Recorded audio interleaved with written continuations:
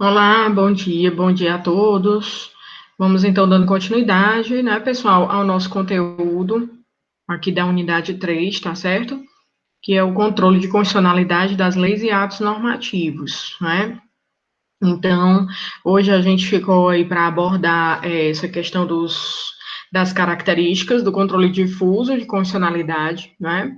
E já entrar também aí no nosso controle concentrado, não é? Abordando a questão das ações. Bom dia, Tatiane, tá certo. A gente está realmente iniciando agora, tá bom?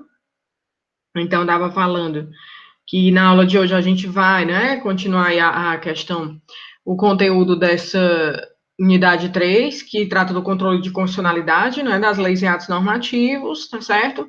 Vamos abordar aí as características do controle difuso de constitucionalidade, bem como também, pessoal, tratar do controle concentrado, né, essas distinções, tá certo?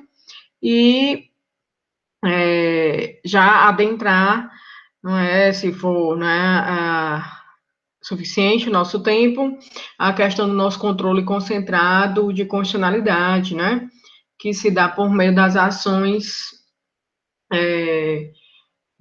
diretas lá no âmbito do Supremo Tribunal Federal, bem como nas ações dos tribunais de justiça, que a gente também vai passar aí por esse conteúdo, tá certo? Eu coloquei aqui para vocês, não sei se vocês, acho que a Sara disse que dava dando para ver, né? A gente já falou aqui na aula passada, gente, aquelas questões de inconstitucionalidade formal, né? Vícios de forma, constitucionalidade material, aquelas espécies de controle preventivo, né, Tatiane? Que ele pode ser exercido no Brasil pelo CCJ e pelo Executivo, lá no veto jurídico, né? Artigo 66 da Constituição, lembram? E o repressivo que ele especialmente. Vocês estão visualizando aí, pessoal?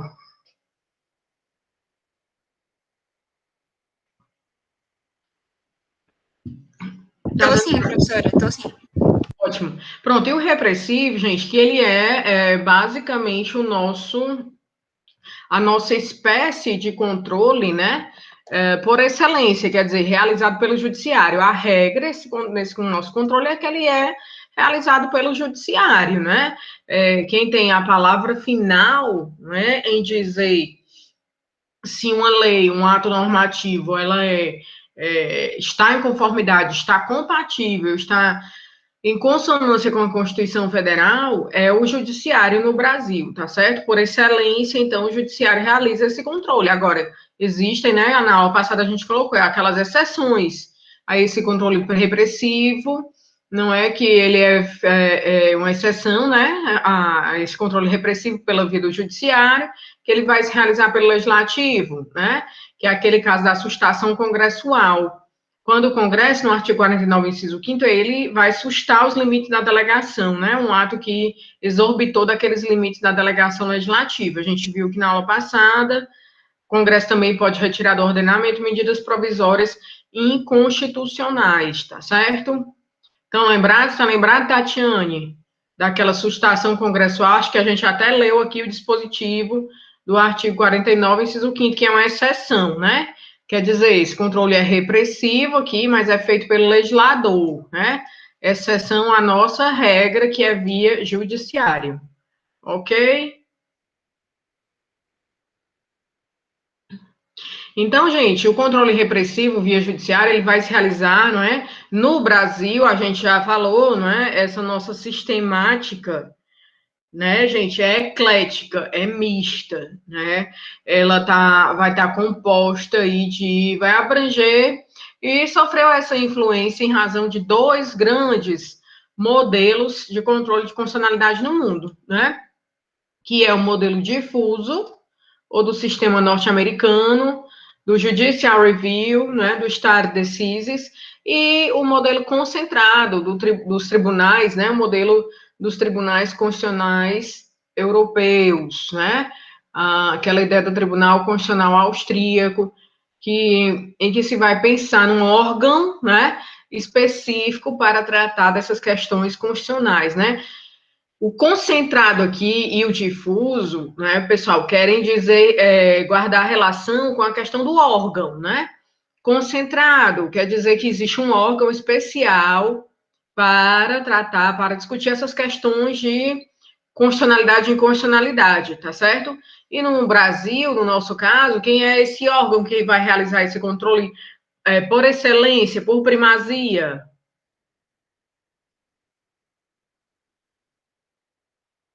Diante da nossa Constituição Federal, quer dizer, tomando como parâmetro quem é esse órgão que vai exercer esse controle concentrado, pessoal. O STF. Isso, Tatiane, muito bem, o Supremo, né? E na via difusa, os demais, né? Na verdade, também o Supremo Tribunal Federal e todos os demais órgãos, né? E juízes aí, magistrados incumbidos de realizar a função jurisdicional, quer dizer, está disperso, né? Está disseminado, descentralizado por todos os órgãos do judiciário e tribunais, né? Por todos os juízes e tribunais. É como se eu dissesse para vocês assim, o juiz lá da comarca de Sobral, né? Um juiz lá da comarca de Juazeiro do Norte, no exercício da sua função judicante, né?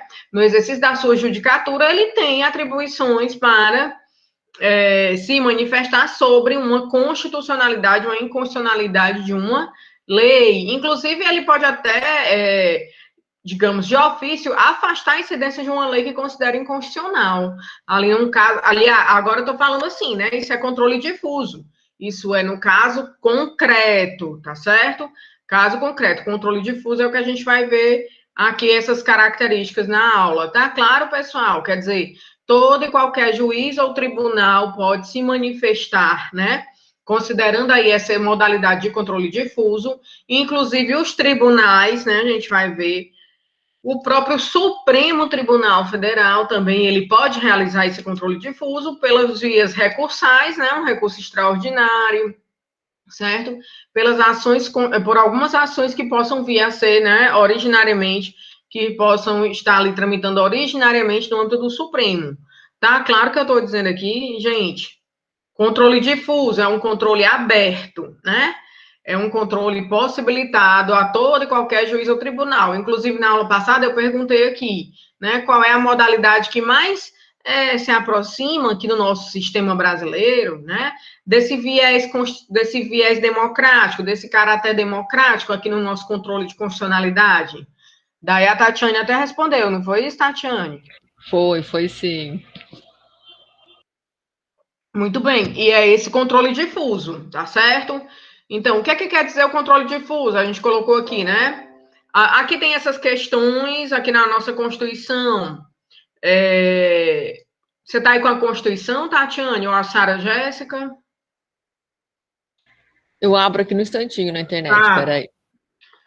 a gente vai precisar de alguns artigos bem relevantes hoje, como, por exemplo, esse 97, tá certo? O 102, inciso primeiro, a linha A, né? Aqui é a questão desse controle que vai aparecer.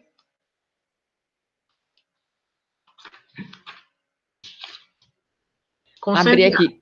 Qual é o primeiro que você quer, professor? O O 102? 102, inciso 1, a linha A, né, que é a competência do Supremo, que você vai falar aí, no caso, um controle concentrado. Ó. Estão visualizando aqui, pessoal, essa notinha de aula? Dá para ver, Tatiane? Dá sim, professora. Pronto, o 102, inciso 1, a linha A, por favor. Compete ao Supremo Tribunal Federal, principalmente, a guarda da Constituição, cabendo-lhe processar e julgar originariamente a ação direta de inconstitucionalidade de lei ou ato normativo federal ou estadual, e a ação declaratória de constitucionalidade de lei ou ato normativo federal. Muito bem, Tatiane, obrigada aí. Gente, aqui nesse caso, porque a Tatiane leu, a gente já tem aqui dizendo que essa competência é originária do Supremo, aqui, né, principalmente processar e julgar originariamente, aí ele vai fazer esse papel de guardião da Constituição, né, julgando aí, no caso da linha A, essas ações ADIs, né, ação direta de inconstitucionalidade, e aí, pessoal, Vejam bem, aí já se coloca, tá certo, Tatiane e Sara, uma das diferenças aí em relação a esse controle difuso que a gente vai estudar hoje também. Porque a ADI, ela só vai poder ter por objeto uma lei ou ato normativo federal ou estadual, né? Ou do Distrito Federal em competência de Estado, tá certo? Ou seja, se falassem a vocês, né, Tatiane, Sara, é possível propor, no âmbito do Supremo, né, junto ao STF, um ADI de uma lei do município de Fortaleza? O que é que vocês acham? Não é, né? Isso, Tatiane. Pode falar, Tatiane. Não, eu ia dizer isso que não, porque ali se fala estadual e federal, então municipal Isso. não entra. E ainda, exatamente. Aí a gente já tá vendo que na ADI, pessoal, por que eu já tô tratando aqui? Porque essa ADI e a ADC, que são do controle concentrado, né? Controle da lei em tese, né? O que é que quer dizer? Deixa eu só permitir aqui para Hanna. Esse controle da lei em tese. Bom dia, Hanna. A gente está aí tratando do controle concentrado e difuso. Tá certo? Bom dia. Unidade 3, tá ok? Se você puder aí pegar a sua Constituição, eventualmente vai te dar esse suporte, tá? Sim, gente. Então, a gente estava tratando, né? A Tatiane leu. Apelo 3, às vezes tudo bem, Hanna. O importante é você estar aqui, tá bom? Porque essa matéria é bem relevante, tá, pessoal? Sim, então, o controle concentrado, né, de constitucionalidade, que a Tatiana acabou de ler ali no artigo 102, posso até colocar aqui para vocês, no nosso chat, tá certo? Inciso 1, a linha A ADI, ela vai ter como objeto uma lei ou ato normativo federal e estadual, ou até, viu, Tatiane, do Distrito Federal em competência de Estado, né? Ainda é possível, certo? Já por interpretações do Supremo, né? Mas, então, deixa eu só tirar esse WhatsApp que tá aqui, pessoal, só um instante. Não vai atrapalhar aqui o nosso raciocínio. Então, assim, essa ADI e ADC, né? A ADI a gente viu de um objeto específico, a Tatiane leu ali, né? Lei ou ato normativo federal ou estadual. A ADC, a lei ou ato normativo federal. Por que a gente está trazendo esse contexto? E ainda estamos abordando o controle difuso? Para que vocês tenham a ideia de que, pelo controle difuso, eu posso ter como objeto qualquer tipo de lei ou ato normativo. Já no controle concentrado, né, que é o controle da lei em tese, quando eu digo o controle da lei em tese, o que é que vocês entendem? Tatiane, Sara, Hanna. Ou seja, o objeto principal, né, no controle concentrado, tá certo? É que eu observe, né, faça a tutela do ordenamento jurídico objetivamente considerado, ou seja, do ponto de vista da normatividade, do ponto de vista de se verificar junto ao Supremo Tribunal Federal, aos tribunais de justiça, se aquelas leis vão estar em conformidade com a Constituição, né? A lei em si, a lei em tese, tá certo? É diferente quando eu trato do controle difuso. No controle difuso, a questão principal, pessoal, não é a declaração da inconstitucionalidade da lei ou ato normativo, né? A questão principal é um interesse subjetivo das partes, né? É um interesse subjetivo que pode ser do autor, do réu. Então, assim, no controle difuso, eu posso questionar qualquer tipo de lei ou ato normativo, inclusive até anteriores à Constituição Federal, tá certo? Normas que já tenham sido até, digamos, revogadas, né? Mas que em determinado momento, né, de validade ali de um direito, estavam vigentes, tá? Então, assim, o objeto do controle difuso é bem mais amplo, né, do que propriamente o objeto no controle, nas ações de controle concentrado. Tá claro, gente? Tatiane, Sara, Hanna, como é que esse controle difuso chega ao judiciário, pessoal? A gente está tratando aqui com base na nota de aula, tá certo, Hanna e Sara e Tatiane? Estamos aqui Ó, classificação aqui do controle difuso ou aberto. Ok? Ok até aqui, pessoal? Eu falei aqui, digamos, né, de uma maneira geral, desse controle difuso, né, que se dá no caso concreto, né, ó, por via de exceção ou via de defesa, ou via autoral, né, na verdade, não é só pela defesa, né, que se exerce esse controle difuso, tá? Tatiane, você consegue ver aí a notinha de aula? Consigo sim, professora.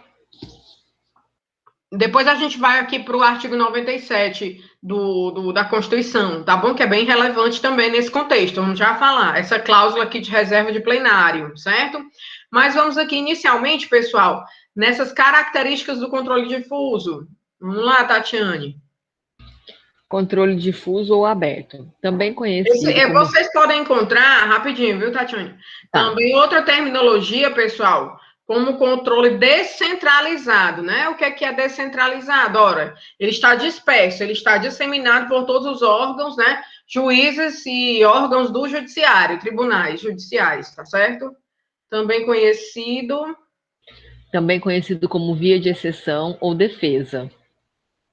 Permite-se a todo e qualquer juiz ou tribunal realizá-la no caso concreto. Originou-se a partir do caso norte-americano Marbury versus Madison, 1803. Isso. Não se trata do objeto principal da lide, mas questão prévia, indispensável à análise do mérito. Isenta o interessado, no caso concreto, do cumprimento da lei ou do ato, produzido em desacordo com a Constituição. No Brasil existe desde a primeira Constituição Republicana de 1891, instalando-se em definitivo com a Lei Federal nº 221 de 1894, que atribuiu competência aos juízes para apreciação de leis e regulamentos, deixando de aplicá-los no caso concreto, se manifestamente inconstitucionais. A via de defesa pode ser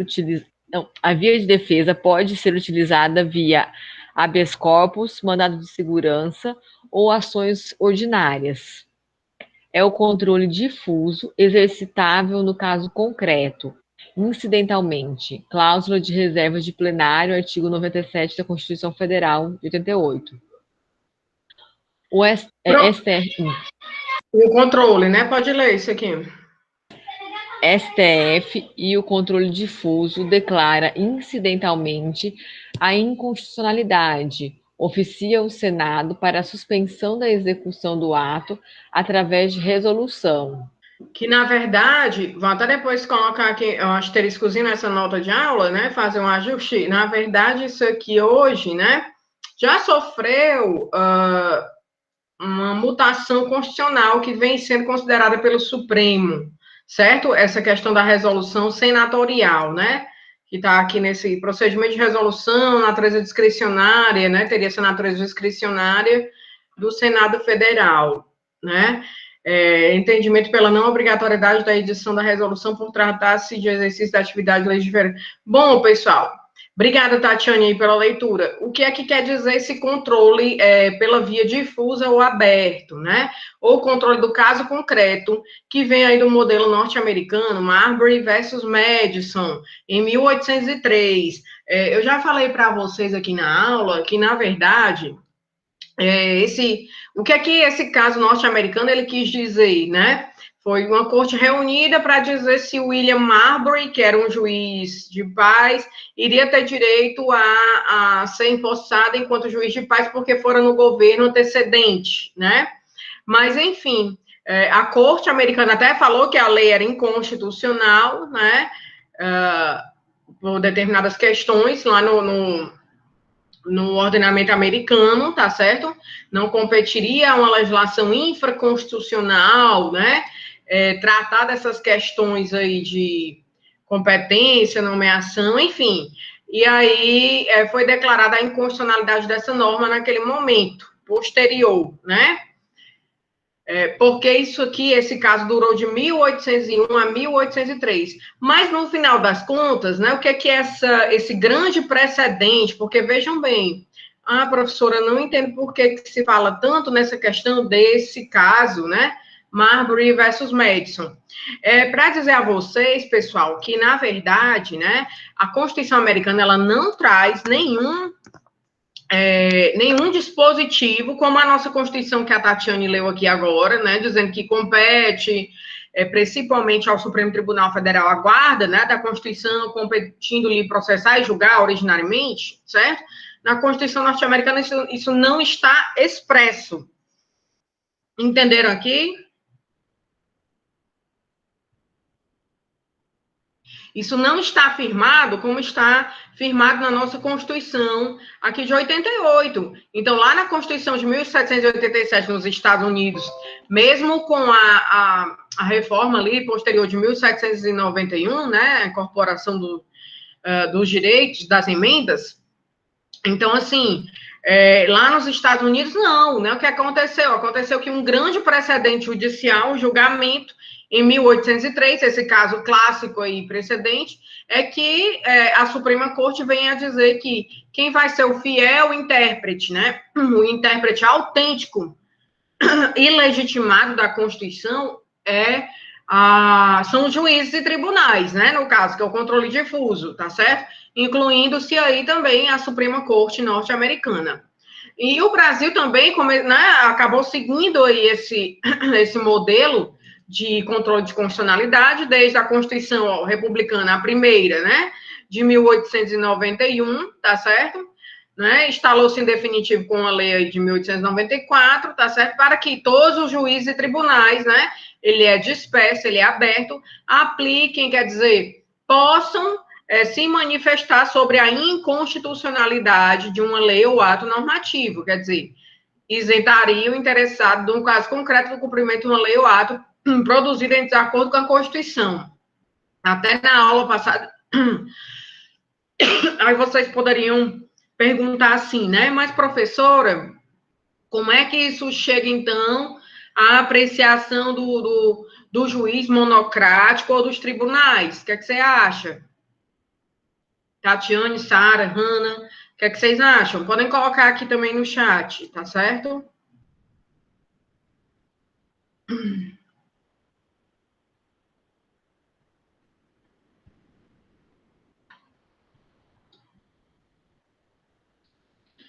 Como é que chega a apreciação de um juiz ou tribunal, essa situação no controle difuso?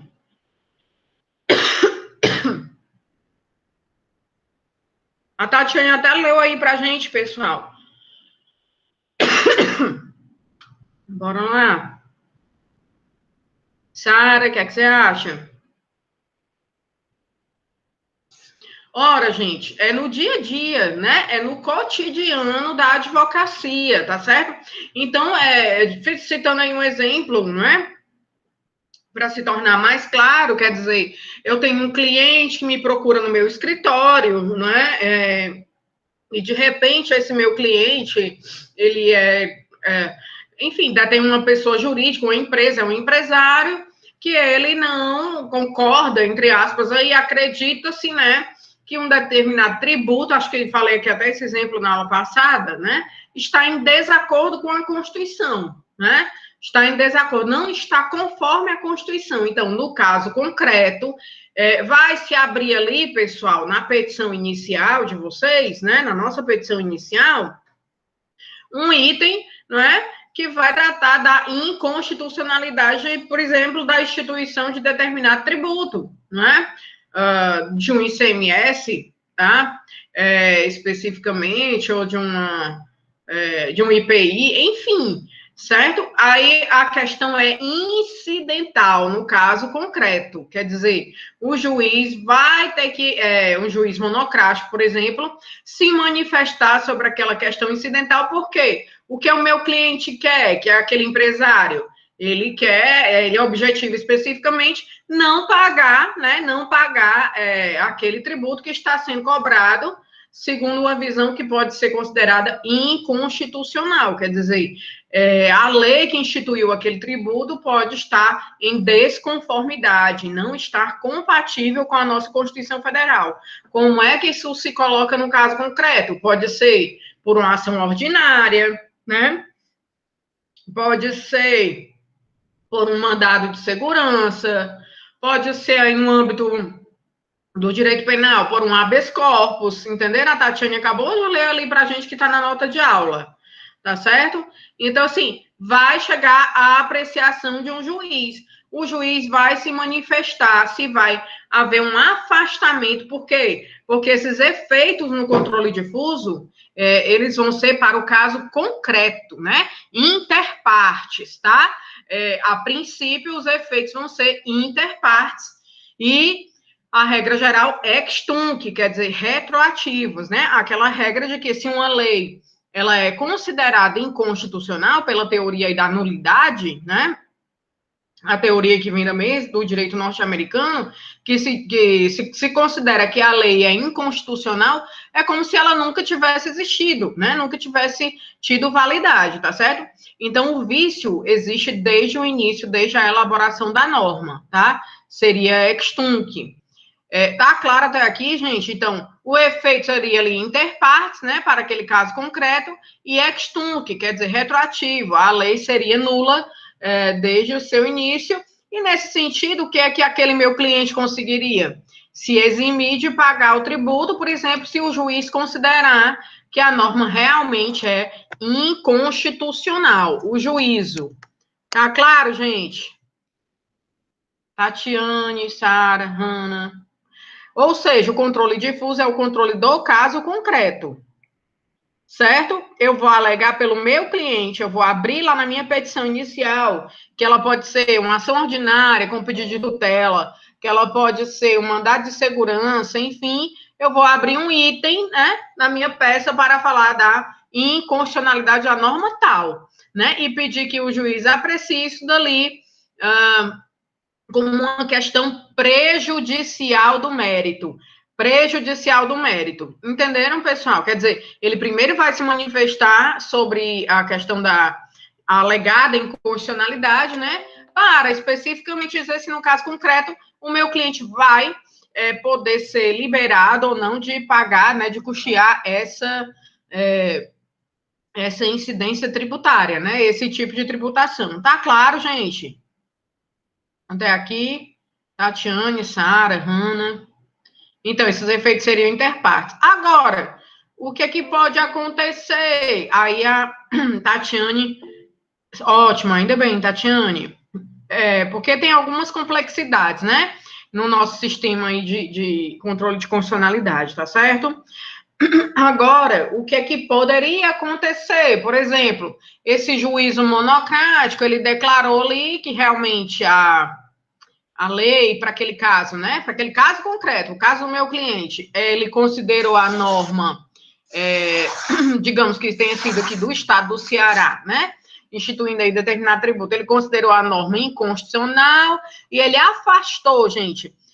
Não é nem a declaração, porque vejam bem, quando eu falo para vocês que o juiz vai se manifestar quanto à questão prejudicial, essa manifestação dele, não é pela constitucionalidade ou inconstitucionalidade da norma, se for o caso pela inconstitucionalidade, ela não vai fazer parte, essa manifestação, daquela parte dispositiva da decisão judicial, da sentença, certo? A manifestação do juiz monocrático nesse controle difuso, ela vai estar no fundamento para a sentença judicial, no fundamento, né? A gente sabe, vocês já devem ter estudado, né? Que uma sentença, ela vai ser composta de pelo menos o quê? 3 partes. O que seriam? O que seriam essas partes? Gente, bora lá, o processo civil aí. Relatório. Isso, fundamentação, né? Fundamentação. E o dispositivo, que é o que faz coisa julgada propriamente dita, não é isso? Tatiane? Sim. Pronto. Então, quando o juiz, no caso concreto, ele se manifesta sobre essa inconstitucionalidade, ele vai se manifestar para o controle difuso na fundamentação, certo? Porque efetivamente ele não vai poder, ele vai afastar a incidência para o caso concreto. Lá no dispositivo ele se manifesta, né, na sentença sobre a questão principal, que seria, né, tendo considerado que fora julgada pela inconstitucionalidade, né, o pronunciamento de inconstitucionalidade da norma tal, né, então, digamos, julgo procedente para que o impetrante, né, não venha a ter o ônus, né, a imposição tributária de determinado tributo, certo? Então, assim, o que vai estar no dispositivo é a decisão sobre o mérito, o pedido principal, né, no controle difuso, que no caso o pedido principal não vai ser a manifestação sobre a inconstitucionalidade da norma, certo? O pedido principal é, por exemplo, o não pagamento da espécie tributária. Tá claro, gente, que...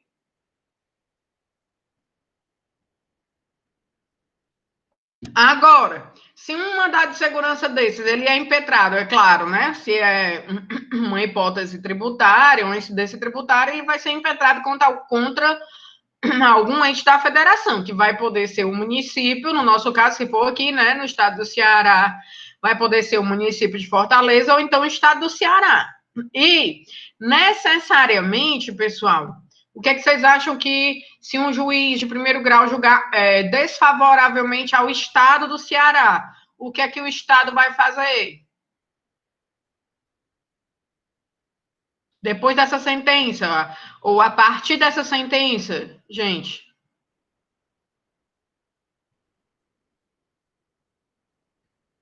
Porque... Ah, tá ali, a Sara Jéssica colocou. Muito bem, obrigada, Sara. Agora que eu visualizei aqui. Pronto, ele vai recorrer pelos seus procuradores, né? Pelos seus representantes judiciais, né? Os procuradores do Estado, vai apelar. E aí, Sara, você pode ler para a gente, a Tatiane? A partir de onde, professora?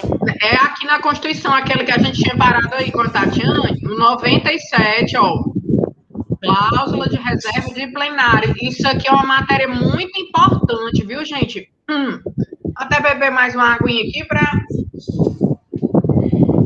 Só um minuto. Para falar aqui mais para vocês sobre esta matéria da cláusula de reserva de plenário, 97, no controle difuso, tá? Certo. Somente pelo voto, é isso? Isso. Somente pelo voto da maioria absoluta de seus membros ou dos membros do respectivo órgão especial, poderão os tribunais declarar a inconstitucionalidade da lei ou do ato normativo do poder público. Gente, obrigada, Sara. Deixa eu até colocar aqui para vocês, né? Pronto, estamos vendo aí, né? Muito bem, Sara. Estamos vendo aqui o controle difuso de constitucionalidade, né? Nos tribunais. Isso que a Sara leu aqui também nos tribunais, né? Que é bem importante o que se fala em relação a esta cláusula de reserva de plenário. Está aí, para nós, a Sara acabou de fazer esta leitura, no artigo 97 da Constituição Federal de 88. É isso, doutora Sara?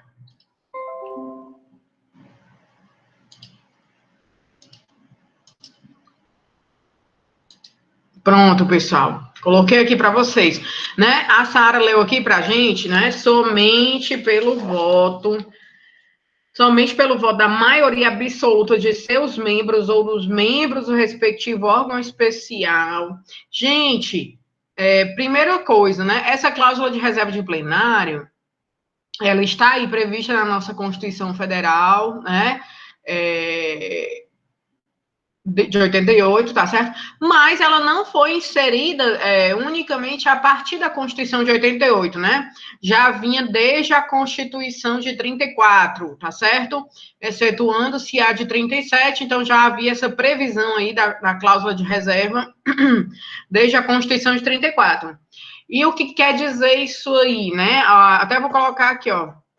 É aquela ideia do full bench,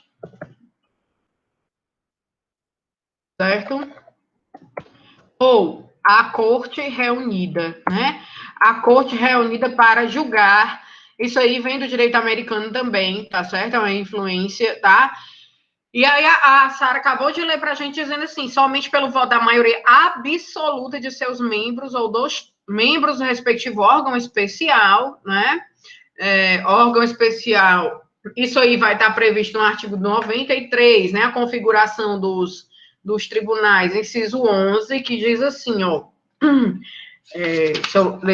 nos tribunais com número superior a 25 julgadores, poderá ser constituído um órgão especial, 93, inciso 11 da Constituição, com um mínimo de 11 e um máximo de 25 membros, para o exercício das atribuições administrativas e jurisdicionais delegadas da competência do Tribunal Pleno, provendo-se metade das vagas por antiguidade, a outra metade por eleição do Tribunal Pleno. Quer dizer, com a reforma do Judiciário, né, foi previsto aí que os tribunais que têm um número superior a 25 julgadores, por exemplo, aqui o Tribunal de Justiça do Estado do Ceará, né, que tem certamente mais de 40 desembargadores, tá certo?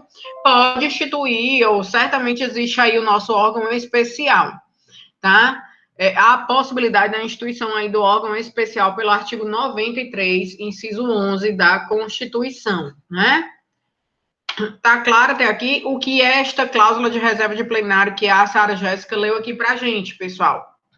Somente pela maioria, pelo voto da maioria absoluta de seus membros ou dos membros do respectivo órgão especial, poderão os tribunais declarar a inconstitucionalidade de lei ou ato normativo do poder público.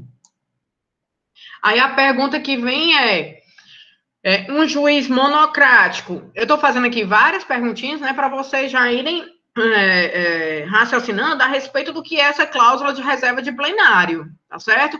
E depois a gente continuar aí com aquele ponto, né, onde paramos, quando o Estado do Ceará, digamos, vier a recorrer, né, Sara, daquela sentença judicial que reconheceu ali o direito do meu cliente de não pagar aquele tributo, né, ou de não ter a incidência tributária determinada atividade, tá certo? Tá claro, gente, até aqui? Bora lá. Se eu perguntasse a vocês assim, um juiz monocrático tem que acatar a cláusula de reserva de plenário, sim ou não?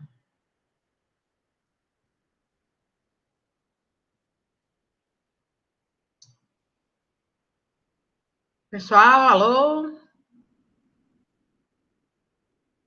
Tatiane, Sara, Hanna. Oi, Tatiane. Você pode repetir, por favor, A professora? perguntinha, a gente está falando aí, a Sara leu, né, para a gente, o artigo 97, somente pelo voto da maioria absoluta dos seus membros, os tribunais poderão declarar a inconstitucionalidade, ó. E lembrem bem, viu, pessoal, é a inconstitucionalidade de lei ou ato normativo do poder público, 97. A pergunta é viável esta cláusula? Incide essa cláusula de reserva de plenário, pessoal, para os juízes monocráticos, sim ou não?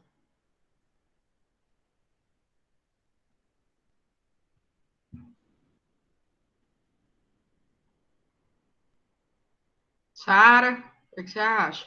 Tatiane, Hanna?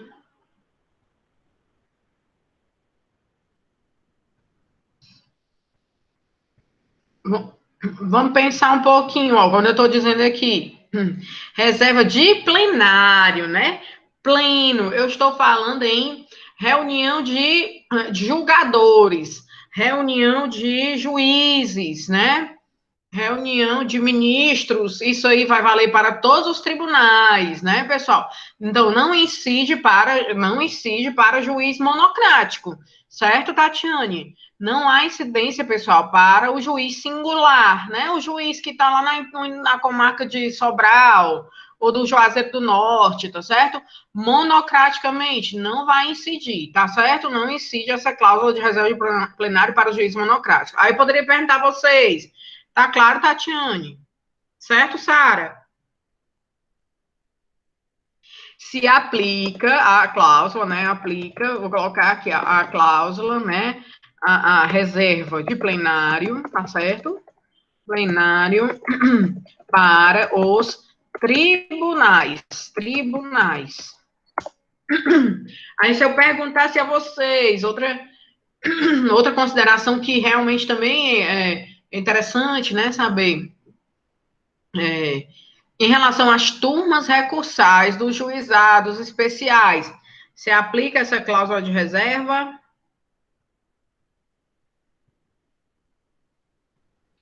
A gente não tem, né, aquele procedimento que é mais simples das turmas dos juizados especiais, né? E que aí pode haver uma possibilidade ali recursal para as turmas, né? Que se consideram turmas recursais. Aqueles juízes ali das turmas recursais fazem parte de um tribunal, sim ou não?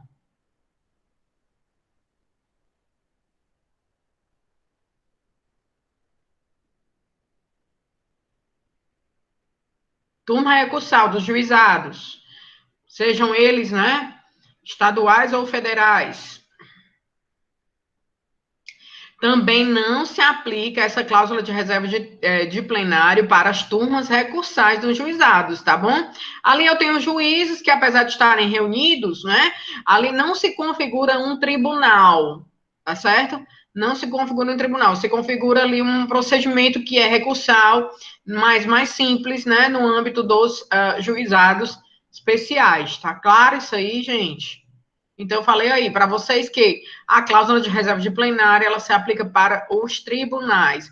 Voltando lá, Sara, a gente falou que o Estado do Ceará, né, você colocou até aqui no chat, ele pode recorrer dessa decisão do juiz singular, que acabou considerando, afastando, né, a aplicabilidadade da lei por acreditar ser a lei inconstitucional, tá certo? A lei tributária, lá, para aquele caso do meu cliente, tá bom? Então, o juiz deu a sentença ali pela procedência do meu pedido, do pedido do meu cliente, tá bom? Aí, o que é que acontece? Acontece que o Estado do Ceará, ele vai recorrer, tá certo, gente? Ele vai recorrer.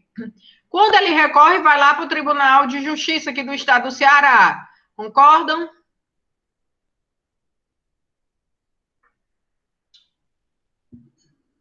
Hein, gente? Quando ele apela daquela decisão, não vai lá para o Tribunal de Justiça, né, do Estado?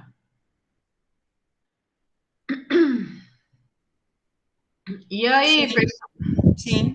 Isso. Pronto. Então, ali eu vou ter a cláusula de reserva de plenário, né? Ela vai poder incidir, tá certo, Sara? Que você leu ali, se especificamente aquela Câmara, né, por exemplo, de direito civil, né, no caso, enfim, que vai se manifestar, aquele órgão fracionário, for emitir, né, o desembargador relator vier a emitir um relatório, tá certo? Ali no órgão fracionário, vocês entendem a história aí do órgão fracionário da Câmara?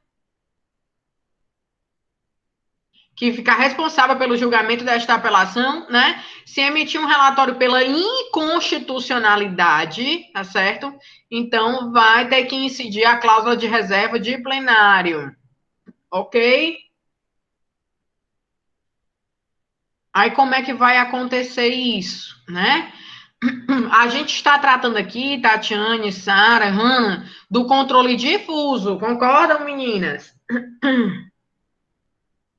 Do controle difuso. Em se tratando de controle difuso, eu tenho uma questão prejudicial do mérito, né, que é a alegada inconstitucionalidade da lei estadual, e eu tenho a questão principal também a ser julgada, né, que é a questão do não pagamento da hipótese tributária, né, da tributação, do imposto, do que seja, certo? Tá claro até aqui, gente? Tatiane, Sara, Hanna.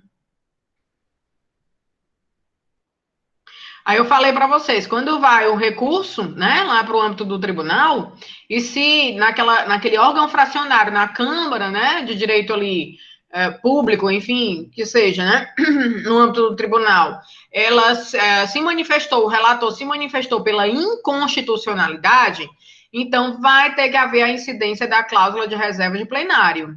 E esta cláusula, como o próprio nome diz, ó, reserva de plenário, é uma manifestação do pleno, full bench, né?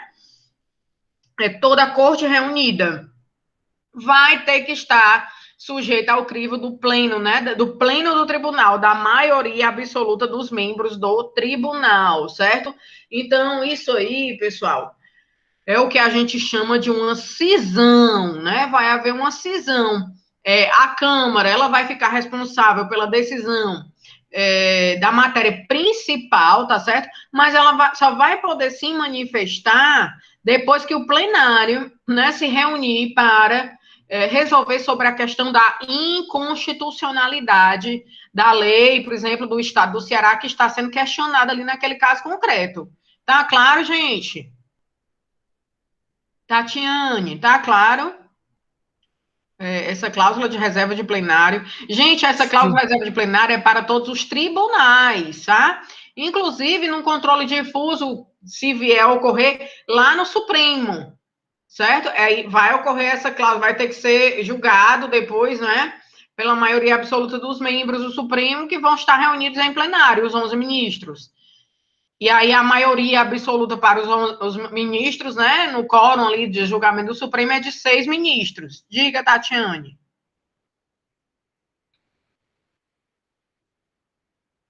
Não, porque você perguntou se estava clara a cláusula de reserva de plenário. Aí eu liguei para dizer que... Vamos considerar novamente. Por exemplo, chegou lá o meu processo, né, aquele meu processo do meu cliente, o Estado do Ceará apelou para o Tribunal de Justiça, né, com as razões ali de apelação, enfim. A Câmara que recebeu ali, o relator que recebeu aquele processo, né, aquele recurso de apelação, ele resolveu se manifestar pela constitucionalidade. Vai ter que ir para o plenário isso daí ou não, pessoal? Sara?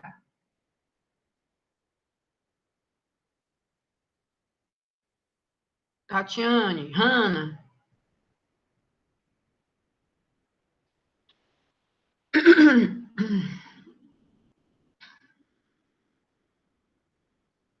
Ó, a Sara Jéssica leu para a gente aqui, pessoal, há pouco tempo que a Constituição fala, né, no artigo 97, os tribunais têm que acatar essa reserva de plenário, olha lá, somente pelo voto da maioria absoluta, repetindo, né, de seus membros, ou dos membros do respectivo órgão especial, que é onde tiver mais de 25, né, digamos, desembargadores, pode ser constituído esse órgão especial, poderão os tribunais declarar a inconstitucionalidade de lei ou ato normativo do poder público.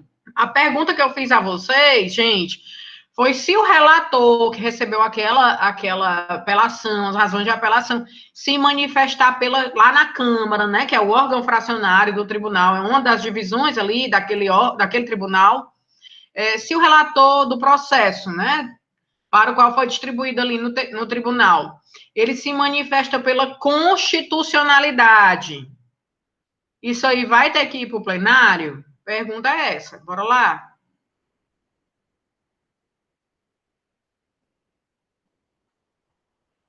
E aí, pessoal?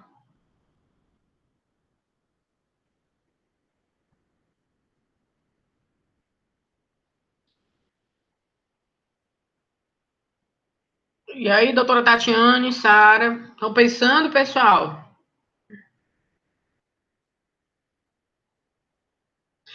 É questão importante isso daí, viu? Já foi cobrado em exames de ordem essas questões, tá certo?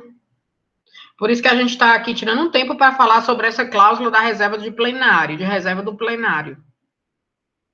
De plenário. Tatiane, Sara, Hanna, bora lá, pessoal? Perguntei a vocês assim, ó. Se o relator que recebeu, né, aquele processo, aquela apelação lá, ele se manifesta pela constitucionalidade da lei que está ali, né, como questão incidental, que foi ali arguída como questão incidental no controle difuso.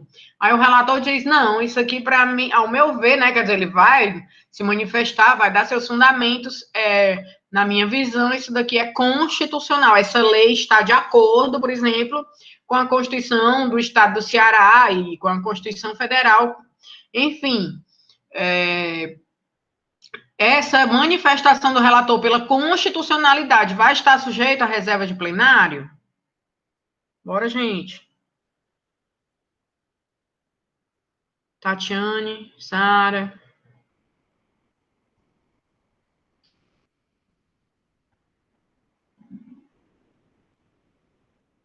Vocês estão entendendo o que eu estou perguntando aqui, pessoal?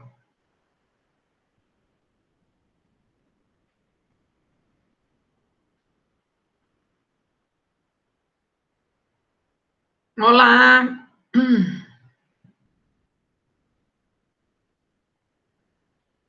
Sara, entendeu aí a questão?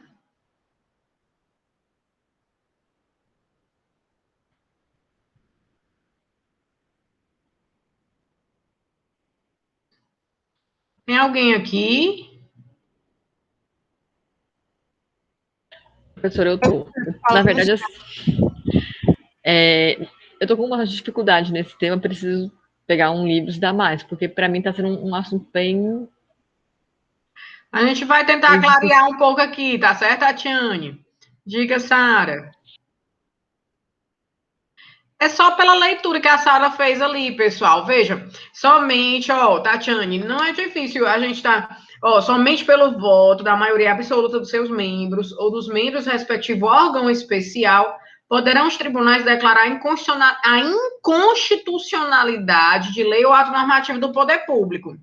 Aí, o que foi que eu disse? Eu disse aqui, perguntei a vocês, né? Chegou aquela apelação lá do meu caso, do meu cliente, no mandado de segurança, e aí o relator aqui no Tribunal de Justiça, o relator, né, de uma das câmaras na distribuição, tá certo? Uma câmara no Tribunal de Justiça é um órgão fracionário, certo, Tatiane, Sara?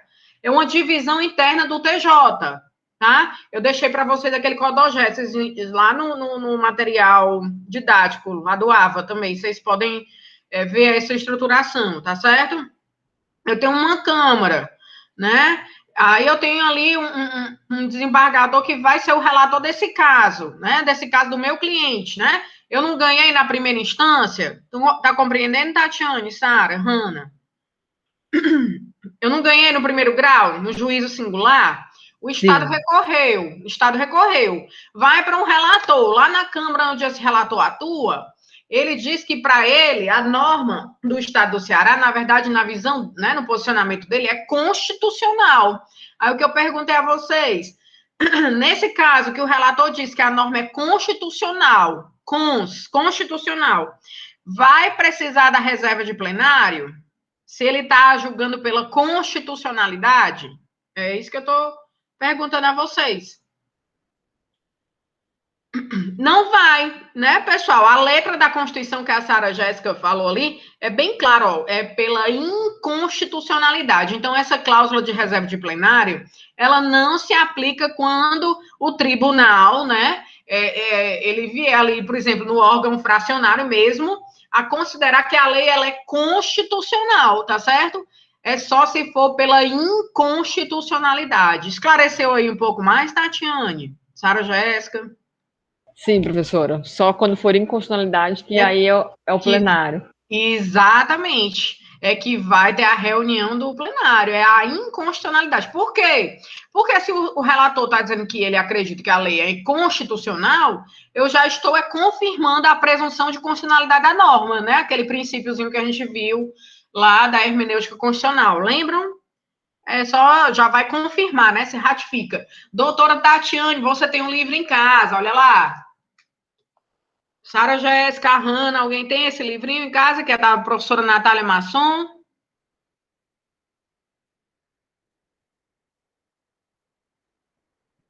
Oi, gente.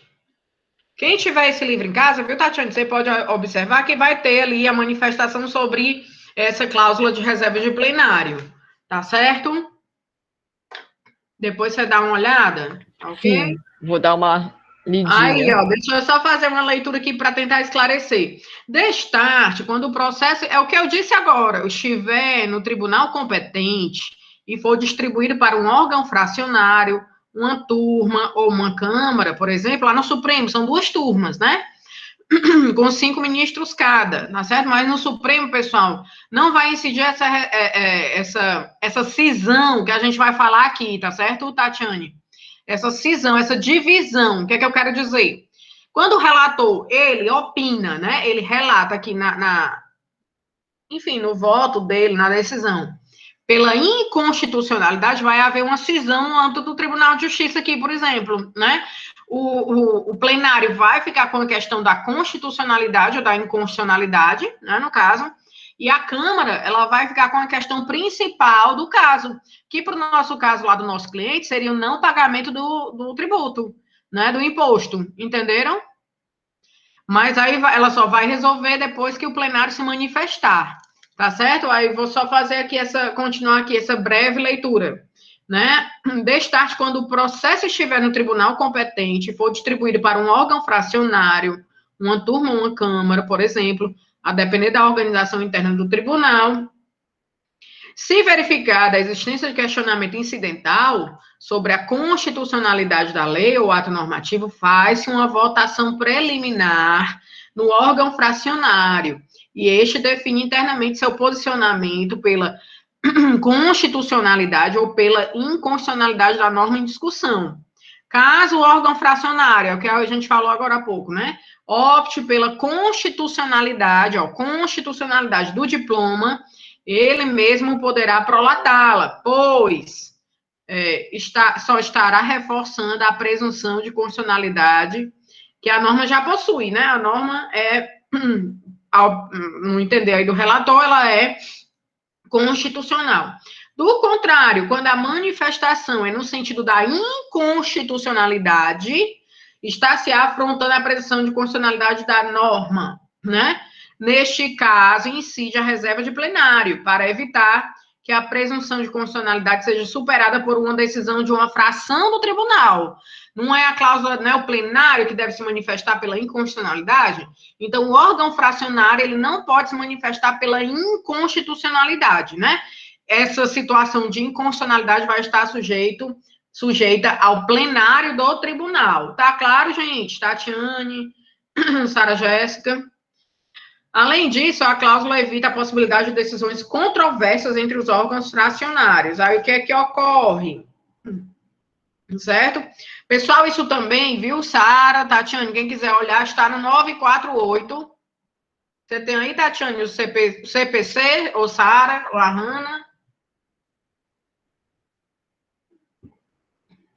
Qual é o artigo? É o 948 do CPC. É o que a gente chama de incidente de inconstitucionalidade nos tribunais, Sara. 948. 948 e 949, tá? 2015. Certo, é arguida, é isso?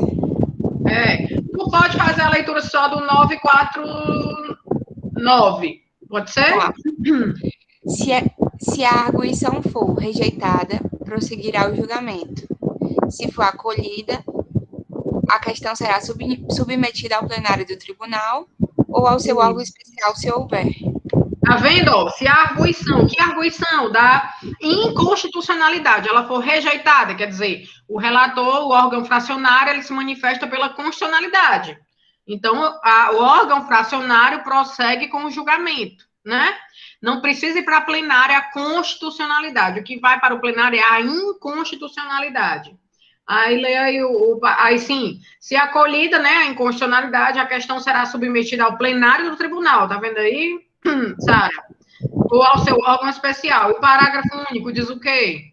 Os órgãos fracionários dos tribunais não submeterão ao plenário ou ao órgão especial a arguição de inconstitucionalidade quando já houver pronunciamento deste ou do plenário do Superior Tribunal Federal sobre a questão. E quando houver, obrigada, Sara, uma manifestação já anterior, né, ou do TJ, do plenário, né, do pleno do TJ, ou do pleno do Supremo Tribunal Federal, sobre a mesma matéria, então já tem um precedente. Vocês estão vendo, pessoal? Eu tenho muito aqui a ideia dos precedentes judiciais, tá certo? Ressalto, assim, então vou fazer só uma leitura para complementar aqui, viu, Tatiane? Quem tiver o livro aí da professora Natália Masson também vai ter, né? Mas é basicamente isso. Vai haver, vocês estão observando, né? Se eu tenho uma questão, arguição de inconstitucionalidade no TJ, que foi acolhida pela Câmara, no TJ, essa inconstitucionalidade ela tem que ser apreciada pelo Pleno, tá?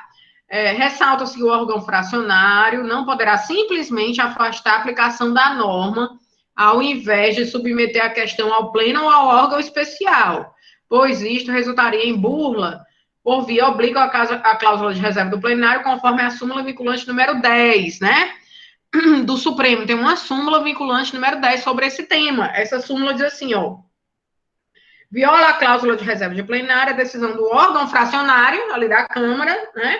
Que, embora não declare expressamente a inconstitucionalidade da lei ou ato normativo do poder público, afasta sua incidência no todo ou em parte, né? Se o órgão fracionário afastar a incidência da norma sem submeter ao plenário, né, tá violando aí uma súmula vinculante, ainda está sujeito a uma reclamação constitucional, né, descumprimento de decisão ou súmula do Supremo. Certo, Tatiane, Sara? Gente, tá difícil aí a matéria, meninas? Parar um pouco aqui para saber. Tatiane, Sara, Hanna. Podem falar sem problemas, tá certo? Tatiane. Eu sei que é um pouco complexa, né, essa matéria, mas, enfim, a gente está falando aqui, tratando dessa questão da inconstitucionalidade no âmbito dos tribunais. Isso vai valer para um TJ, isso vai valer para um TRF, né, no âmbito federal, isso vai valer para tribunais superiores, certo, no STJ, no TSE, certo? Então, essa cláusula, ela deve ser observada, tá? Lembrando, se for se for acolhida ali no âmbito dos tribunais, né, a inconstitucionalidade. Então, essa inconstitucionalidade, ela tem que ser votada pelo plenário, pela maioria absoluta dos membros, tá? Lá no Supremo, essa maioria é de 6 ministros, tá certo? E por último, só para terminar aqui, uma interessante questão teórica. Sabemos que normalmente o controle difuso desenvolve-se em concreto, né? Todavia, situações em que a discussão no controle difuso será engendrada em abstrato, como a que ocorre no incidente de inconstitucionalidade nos tribunais, que é isso que a gente está falando, ocasionado pela aplicação da cláusula de reserva de plenário. Isso porque, no incidente de inconstitucionalidade, o órgão fracionário ficará, é o que eu disse para vocês, né? Responsável pelo julgamento do caso concreto, né? Só que ele só vai poder julgar o caso concreto depois que o plenário resolver a questão da inconstitucionalidade, certo? O órgão fracionário ficará responsável pelo julgamento do caso concreto, enquanto a arguição de inconstitucionalidade será avaliada pelo plenário ou órgão especial, que decidirão o quê? Em abstrato, né? Eles vão decidir para formar um precedente. Aqui a gente tem aquela doutrina dos precedentes, né? Do stare decisis, que também vem da influência americana. Em abstrato, de forma completamente desvinculada de qualquer ocorrência fática. Este será, pois, um típico caso em que o controle difuso será desenvolvido de modo abstrato. Pessoal, é uma ideia de abstrativização do controle difuso, né? Que está ocorrendo muito aí nos últimos tempos, também pelo Supremo Tribunal, por decisões do STF, tá? Em que o controle difuso será desenvolvido de modo abstrato. Esta divisão de competências que acaba acarretando a cisão, né? Cisão, vocês entendem, né? Isso, gente, é uma divisão aí das tarefas, né? Uma divisão aí dessas. Vale, pessoal, agora que eu vi aqui no chat de vocês. Peraí. A Sara está meio aérea. Uma cisão. Vou já voltar, tá certo? Acaba acarretando a cisão das tarefas que envolvem o mesmo processo. Pode ser intitulada, né, a divisão de competências. Esta divisão de competências que acaba acarretando a cisão das tarefas pode ser intitulada de cisão funcional de competência no plano horizontal, tá? Gente, isso aqui é uma questão que está sendo julgada ali no tribunal, né? E pela existência ali até dessa cláusula de reserva de plenário que está na nossa Constituição Federal, né? Se o relator ele se manifesta pela inconstitucionalidade ali no órgão fracionário, né? No órgão fracionário, ele vai ter que submeter ao plenário, tá certo? Então, o plenário é que vai resolver se a matéria, a lei tributária aqui do Estado de Ceará, no nosso caso, ela é inconstitucional, né? Se ela for inconstitucional, o que é que vai acontecer, gente? Para aquele caso concreto, como é que a Câmara, né, vai resolver ali? Vai dizer que o meu cliente ele não vai pagar, né? E ali essa decisão do plenário, ela vai valer para outros casos semelhantes, né? É como se eu tivesse um precedente, né? O próprio a Sara leu ali o dispositivo do 949 do CPC, tá certo? É como se eu formasse ali um precedente. Tá claro, pessoal?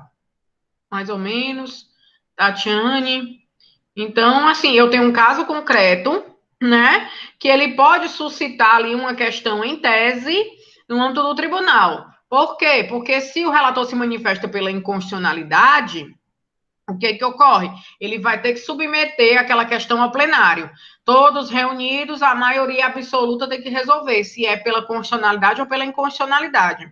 Se for pela inconstitucionalidade, então tá fácil para o meu cliente, né?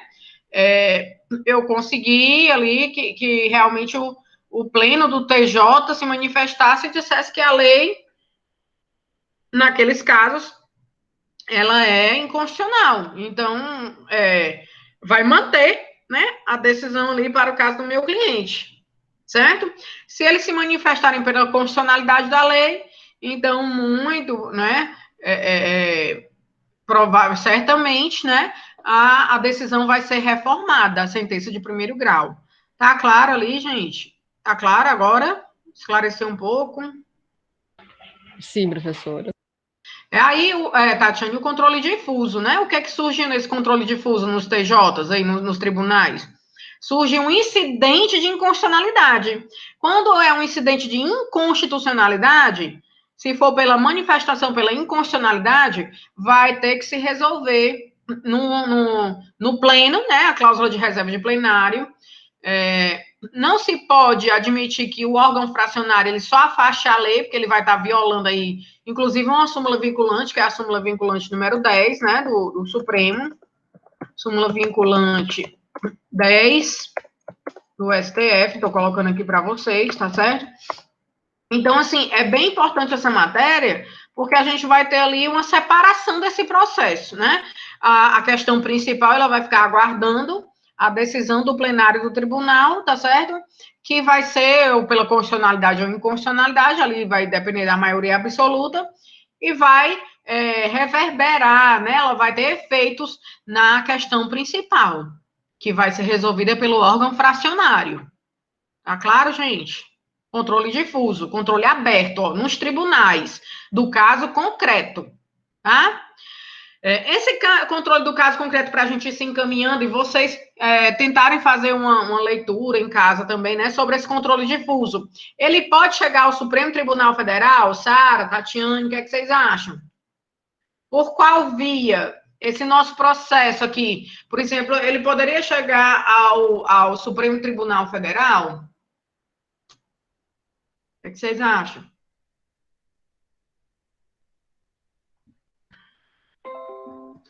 Ao Supremo, eu estou em âmbito de TJ. Esse meu caso específico do meu cliente, ele poderia chegar ao STF? Por qual via? Tatiane, Sara, Hanna? Sim, muito bem, doutora Sara. Pela via recursal, né? Em geral, a gente vai ter um recurso extraordinário. Sara, pode fazer a leitura aí para a gente ir, né, falando um pouco aqui desse recurso extraordinário também. Artigo 102, inciso 3º da Constituição. Ó, aí a competência recursal do Supremo, né? Tá no segundo e tá no inciso segundo e tá no inciso 3º. Certo, Sara? Artigo 102, inciso 3º. Tá, ok. A partir de julgar é isso? Constituição Federal, 102, inciso 3º. A partir de julgar? pode ler o caput, né? Que facilita aí também. Tá.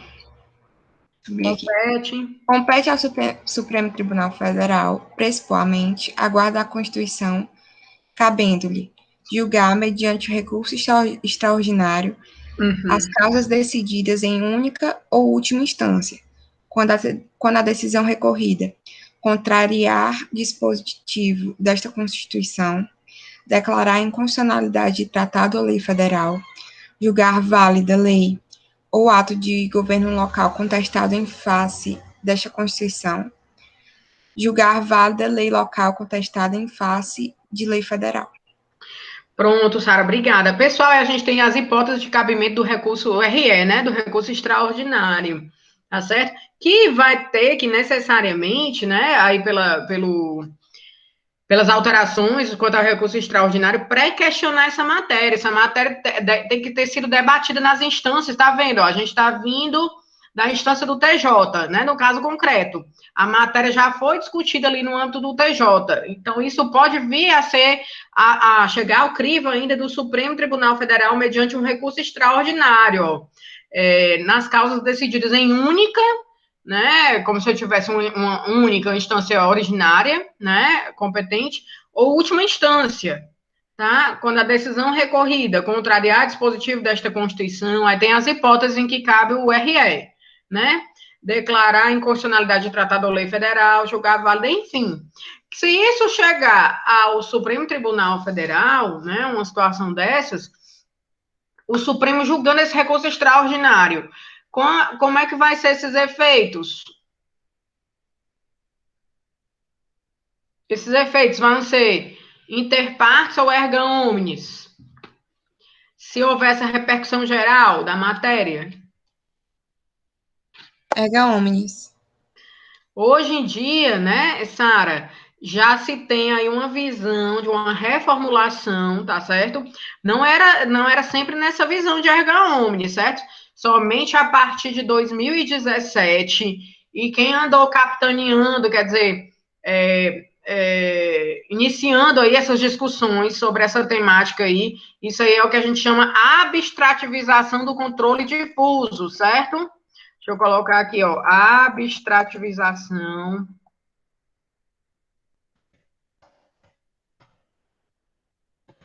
do controle difuso no âmbito do STF, né? Por exemplo, certo? Abstrativização, deixa eu colocar aqui. Aí houve uma mutação constitucional ao artigo 52, né, inciso 10, que fala para a gente o quê, Sara Jéssica, por favor? A Constituição Federal. 52, inciso 10. Só um minuto. Tá. Mutação constitucional, gente. Há né, uma interpretação diferente aí do Supremo para... não houve a mudança da Constituição, mas a mudança de sentido desse artigo 52, inciso 10, tá certo? Vamos lá. 52, inciso 10. Compete... Artigo 52. Compete privativamente ao Senado Federal suspender a execução, no todo ou em parte, de lei declarada inconstitucional por decisão definitiva do Superior Tribunal Federal. Do Supremo Tribunal Federal. Isso. Quando o Supremo declararia, assim, num caso desse aí, em recurso extraordinário, né, uma decisão em decisão definitiva, porque eu já estou no Supremo e eu estou na última instância. Concordam comigo?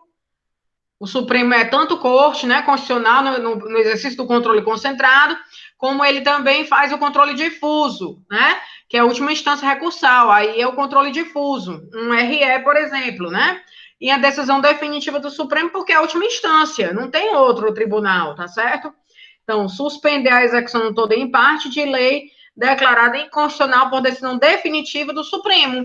Numa decisão dessas definitiva do STF, num recurso extraordinário, né, hoje a gente tem essa atribuição desses efeitos gerais por conta dessas questões de repercussão geral, pessoal, né, que o Supremo tem, já vem sendo pré-questionada nas instâncias inferiores, né, para chegar para o RE, o Supremo acatar e dizer que tem uma repercussão geral essa matéria.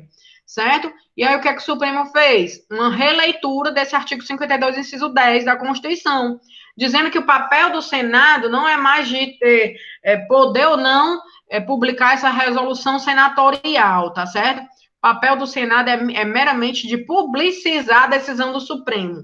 Ou seja, quem decide realmente, né, no momento final, se essa matéria é ou não é inconstitucional é o Supremo, mesmo em sede de recurso extraordinário, e geralmente essa situação aí vai ter efeitos gerais, né? O Supremo vai poder atribuir esses efeitos gerais, certo? Quer dizer, são matérias importantes, são matérias que têm repercussão geral. Tá claro? Então, hoje, pessoal, a leitura do artigo 52, inciso 10, aí da Constituição Federal, é uma releitura, sofreu mutação constitucional a partir de decisões em ADI. Também você vai encontrar, viu, Tatiane, aí no livro da professora Natália Masson, ela fala disso, tá? A partir de duas ADIs, que eu posso até falar aqui para vocês, essas ADIs, que são as seguintes, a 3406 e a 3470, né? Prevaleceu aí no final de 2017, tá? Esses efeitos estendidos, né, Sara Jéssica, ampliados, tá certo? Para todos em sede de recurso extraordinário, porque é uma matéria importante que já vem sendo debatida, né? Tem tido repercussão geral, o Supremo só acata o recurso extraordinário se tiver repercussão geral da matéria, né? Então, ele já decide com efeitos gerais, mas isso não é desde sempre, né? Houve essa mutação constitucional no final de 2017, tá? Houve essa alteração aí para esse artigozinho 52, para o artigo 52, né? Inciso 10, que dava esse papel relevante ao Senado também, mas o Senado pouco exercia essa atribuição, pessoal. Então, havia, assim, uma demora grande. E o que acontecia? Acontecia que poderia surgir outras decisões diferenciadas, tá certo? E gerar uma insegurança jurídica, né? Então, para esse artigo 52, inciso 10 da Constituição, houve mutação constitucional, tá? Estou colocando aqui, mutação constitucional, no final de 2017. Portanto, há quase 4 anos, né? O Supremo vem atribuindo em recursos que são extraordinários, né? Que vêm das instâncias inferiores, de casos concretos, o Supremo vem atribuindo esses efeitos, estendendo esses efeitos para todos, certo? Salvo engano, aconteceu isso aí na questão do DPVAT, né? Seguro veículos de acidentes, né? Com veículos automotores, tá? E dentre outras mais diversas questões, né, de cunho relevante aí para toda a sociedade, né? Então, quando o Supremo considera a essa relevância. Gente, a gente vai falar também na próxima aula sobre a modulação temporal, certo? Modulação temporal para as decisões em sede de controle, né, de constitucionalidade. Colocando aqui. O que é esta modulação temporal? Alguém poderia falar? Rapidinho, só para a gente concluir na aula. Hoje foi bem complexo, hein, Tatiane? Sara, Hanna? Foi sim, mas acho que esse assunto como um todo né? Mas é bem interessante. Faça uma leitura ali depois do teu livro que você tem em casa, que vai te esclarecer mais. E, pessoal, o que é essa modulação temporal para as decisões em sede de controle de constitucionalidade? É só para o controle concentrado? Qual é a regra, né? Que a gente, num controle concentrado de constitucionalidade das leis, se o Supremo, né, lá no ADI, aqui eu já estou adiantando para outra aula, certo? Já estou adiantando. Aqui vocês vão ver também o artigo 27 em casa da lei, né, da lei 98/99, que é a lei da ADI, ADC, ADO, tá certo? Qual é a regra quando o Supremo declara que uma lei é inconstitucional, que está ferindo a Constituição, que está eivada de vício, que essa lei tem um vício, seja ele formal ou material? Qual é a regra da decisão lá no Supremo, em sede de controle concentrado? Sara, Jéssica. Esses efeitos são erga omnes, né, para todos, e eles são o quê? Ex tunc, né? Ex tunc, pessoal, retroativos à data da elaboração da lei, tá certo? O que é que vocês entendem por modulação temporal das decisões do Supremo, por exemplo? Ó, no tempo, né? Temporal. Quer dizer que esses efeitos, eles podem não ser ex tunc, eles podem não ser retroativos, eles podem ser modulados, né? Modulados. Essa previsão está lá no artigo 27 da Lei 9868/99, né? Que é a lei da ADI, ADC, a ADO. Ele está previsto aí em sede de controle concentrado, né? No artigo 27. Aí a pergunta é: vai caber também para o controle difuso essa modulação temporal? E o que é modulação temporal? Se eu acabei de falar que a regra é com efeitos ex tunc, né? Fulmina a lei desde o seu início, essa modulação quer dizer que os ministros podem resolver de maneira diferente, né? Que eles podem modular no tempo. Quer dizer que pode ser dali da data da decisão, né? Da publicação do acórdão em diante. Ou eles podem dizer um determinado período para que essa decisão, né? Ela tenha eficácia, efeitos.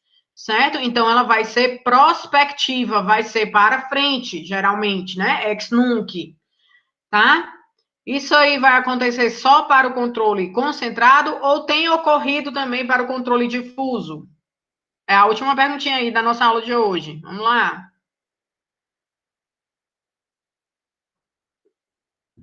Também tem ocorrido para o controle difuso, tá certo? O Supremo tem julgado, né, modulando, para não trazer questões de, né, desfazimento de coisa julgada, enfim, questões de insegurança jurídica, né, de algo que já aconteceu no tempo e que deveria, por conta de uma decisão do Supremo, poderia ser modificado. Então, o Supremo, ele modula temporalmente, quer dizer, ele vai fazer uma apreciação criteriosa, tá certo?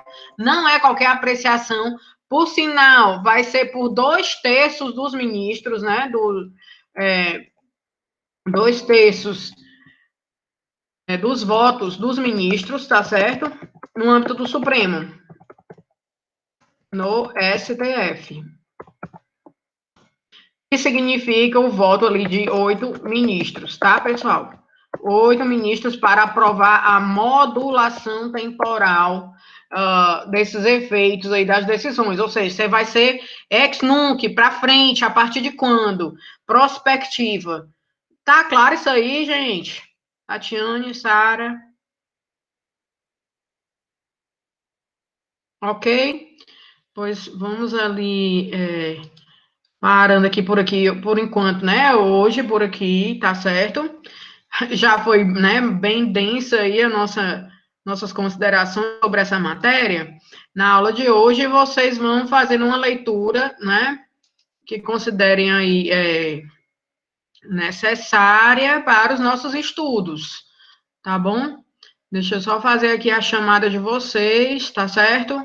Para a gente ir concluindo nosso encontro de hoje.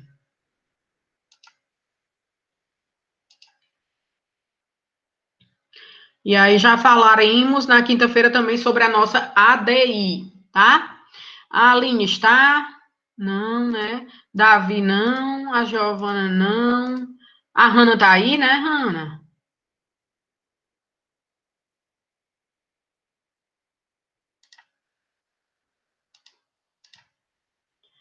A Yara está? Não. José Helder, não. Rafael, não. A Sara tá aqui.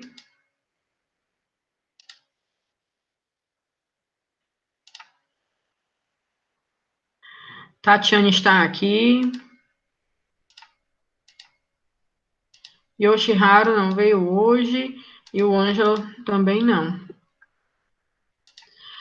Pois é isso, pessoal. Então, assim, recomendo que vocês façam. Um beijo, Hanna. Tchau, tchau.